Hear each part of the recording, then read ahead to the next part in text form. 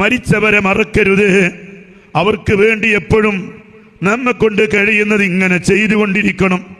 അതവരെ ഖബറിലെത്തുമ്പോൾ വല്ലാത്തൊരു സന്തോഷമാണ്. ആ സന്തോഷം നമുക്കൊക്കെ അറിയുന്നൊരു സന്ദർഭമുണ്ട്. ഞാനും നിങ്ങളൊക്കെ ഖബറിൽ കിടക്കുന്ന ഒരു ദിവസം വരുന്നുണ്ട്. ഓ പ്രിയപ്പെട്ട സഹോദരങ്ങളെ, സഹോദരിമാരെ, ഓ പ്രിയപ്പെട്ട സഹോദര, അത് താങ്കൾക്കും എനിക്കും എല്ലാവർക്കുമുണ്ട്. അങ്ങനെ അവിടെ കൊണ്ടേ കടത്തുമ്പോൾ ഇത് ഓർക്കും എന്നുള്ളത്, മനസ്സിലാകും എന്നുള്ളത് താങ്കളുടെ അഭിപ്രായമാണോ അതോ ഇസ്ലാമിക വീക്ഷണമാണോ? അവിടെയുള്ള പ്രശ്നം. പാട്ട് പാടിയിട്ട് കാര്യമില്ല.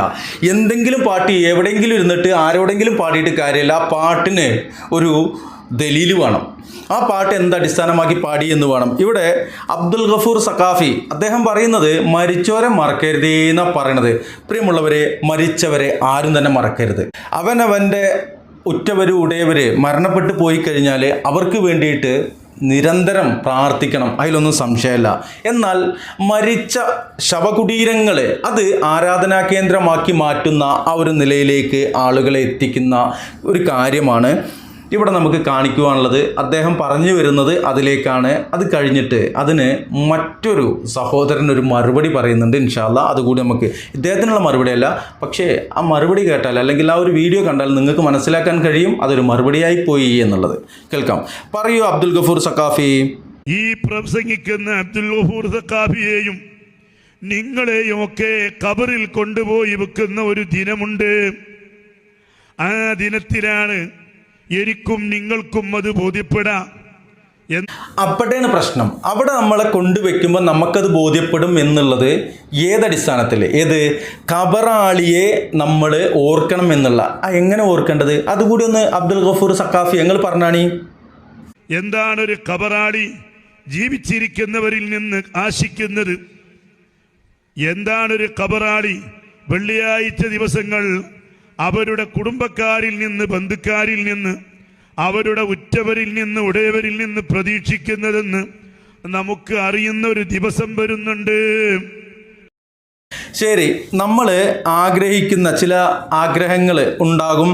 ആ ആഗ്രഹങ്ങൾ എന്തൊക്കെയാണ് എന്ന് അറിയുന്നൊരു ദിവസമാണ് നമ്മളെ ഖബറിൽ കൊണ്ടുവയ്ക്കുമ്പോൾ എന്നാണ് അദ്ദേഹം പറഞ്ഞത്. ഇത് എന്തിനു വേണ്ടിയിട്ടാണ് എന്നുള്ളതാണ് ഇവിടെ ഇനി നമ്മൾ ഒന്ന് വ്യക്തമാക്കാൻ പോകുന്നത്. സാധാരണഗതിയിൽ ഒരാൾ മരിച്ചു കഴിഞ്ഞാൽ ആ മയ്യത്തിന് വേണ്ടിയിട്ട്, ജനാസയ്ക്ക് വേണ്ടിയിട്ട്, നമ്മിൽ നിന്ന് വിട്ടുപിരിഞ്ഞ ആ സഹോദരന് വേണ്ടിയിട്ട്, സഹോദരിക്ക് വേണ്ടിയിട്ട് നമ്മൾ മൗലൂദ് നടത്തുക, ആണ്ട് നടത്തുക, മറ്റേത് നടത്തുക, മരിച്ച ഈ മയ്യത്തുമായിട്ട് ബന്ധപ്പെട്ട് കിടക്കുന്ന ചില ബിദ്അത്തുകൾ, ഷിർക്കിലേക്ക് വരെ എത്തിക്കുന്ന ചില കാര്യങ്ങളുണ്ട്.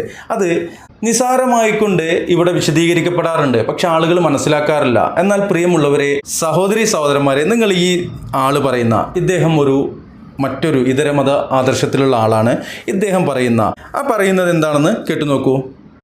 അജ്മീർ വരെ ഒന്നും പോകണ്ട. ഇവിടെ അടുത്ത് കല്ലമ്പലത്തിനപ്പുറത്ത് കടുവയൽ പള്ളി, അതൊരു സിദ്ധന്റെ ഖബറാണ്. അവിടെ ആരാധന നടക്കുന്നു. അവിടെ വഴിപാടായി അർപ്പിക്കുവാനുള്ള നിലവിളക്കും വാഴക്കൊലയും കച്ചവടം അവിടെ എൻ്റെ പള്ളിയുടെ മുമ്പിൽ തന്നെ കെട്ടിത്തൂക്കിയിരിക്കുന്നു. അത് വാങ്ങി അവിടെ അർപ്പിക്കുവാനുള്ള ആളുകൾക്ക് വാങ്ങുവാനായിട്ട്.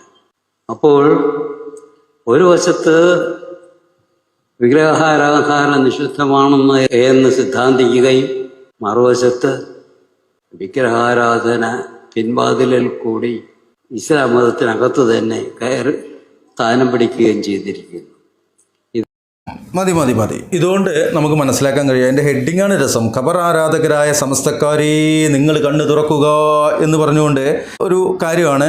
അതിൽ പ്രവാചകൻ്റെ പ്രാർത്ഥനയൊക്കെ അതിൽ ഉൾപ്പെടുത്തിയിട്ടുണ്ട്. എൻ്റെ ഖബറിനെ ആരാധിക്കപ്പെടുന്ന ഒരു വിഗ്രഹമാക്കല്ലേ അല്ലാഹ് എന്നൊക്കെ പറഞ്ഞുകൊണ്ട് മരിച്ചവർക്ക് വേണ്ടിയിട്ട് എന്താണ് ചെയ്യാനുള്ളത്, എന്താണ് ചെയ്യേണ്ടത് എന്നൊക്കെ ഇസ്ലാം വളരെ വ്യക്തമായിക്കൊണ്ട് പഠിപ്പിച്ചിട്ടുണ്ട്. പിന്നെയും ഈ മരിച്ചു പോയ ആളുകൾക്ക് വേണ്ടിയിട്ട്, മയ്യത്തിന് വേണ്ടിയിട്ടെന്നും പറഞ്ഞുകൊണ്ട് ഇങ്ങനെ നടക്കുകയാണ്. എന്തിനു വേണ്ടിയിട്ടാണ്? അവർക്ക് ഒന്ന് അവരുടെ ജീവിതമാർഗം, ഉപജീവനമാണ്. അതിനപ്പുറമായിക്കൊണ്ട് പിന്നീട് നടക്കുന്ന ഇതുപോലെയുള്ള ഉറൂസുകൾ, മറ്റുള്ള ആ ഒരു കാര്യത്തിലേക്ക് ഇത് എത്തിക്കുക എന്നുള്ളതാണ്. ഒരു ഹൈന്ദവ സഹോദരൻ അല്ലെങ്കിൽ സ്വാമി അപ്പോൾ പ്രിയമുള്ളവരെ, ഇവിടെ പറയുന്നത് ഒരു സ്വാമി പറയുന്ന ഒരു ഹൈന്ദവനായ ഒരു സന്യാസി പറയുന്നതാണോ ഇപ്പോൾ ഇസ്ലാമിൻ്റെ അധ്യാപനം എന്നൊന്നും ആരും തെറ്റിദ്ധരിക്കേണ്ട, അങ്ങനെ ആ ഒരു അർത്ഥത്തിലേക്ക് ഇത് കൊണ്ടുപോകേണ്ടതില്ല. എന്നാൽ അദ്ദേഹത്തിൻ്റെ അറിവ് പോലും ഈ വിഷയത്തിൽ തലയിൽ കെട്ടി നടക്കുന്ന, അങ്ങനെ പറയുമ്പോൾ ആരും ദേഷ്യപ്പെടണ്ട, വെറുക്കണ്ട. ഇതുപോലെയുള്ള ആളുകൾ കൂടുതലും ഇങ്ങനെയുള്ള കാര്യങ്ങളാണ് പറയാറുള്ളത്. അതുകൊണ്ട് പറഞ്ഞു പോയതാണ്. ഇൻഷാ അല്ലാഹ് നീട്ടിക്കൊണ്ടുപോകുന്നൊന്നുമില്ല, ചെറിയ വീഡിയോ ആണ്, മനസ്സിലാക്കാൻ ധാരാളമുണ്ട് എന്ന ഓർമ്മപ്പെടുത്തലോടെ ഈ വീഡിയോ അതിൻ്റെ പിന്നെ. അസ്സലാമു അലൈക്കും വറഹ്മത്തുള്ളാഹി.